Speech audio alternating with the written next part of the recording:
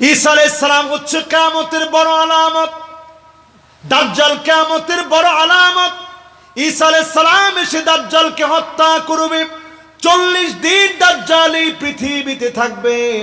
প্রথম দিনটা 1 বছরের সমান হবে, দ্বিতীয় দিনটা 1 মাসের সমান হবে, তৃতীয় দিনটা 1 সপ্তাহের সমান হবে।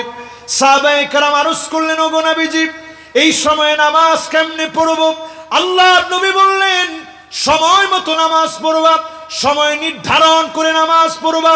সময় নির্ধারণ করে নামাজ পড়া লাগবে, সময় অনুপাতে নামাজ পড়া লাগবে।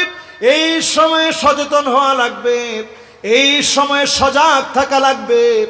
এই সময়ে সব খানা পিনা ধ্বংস হয়ে যাবে, জমিনের ভিতরে খরা লেগে যাবে, বৃষ্টি বন্ধ হয়ে যাবে। প্রথম আল্লাহ 1 ভাগ বৃষ্টি বন্ধ করবেন, এরপরে আরো 1 ভাগ বন্ধ করবেন, এরপরে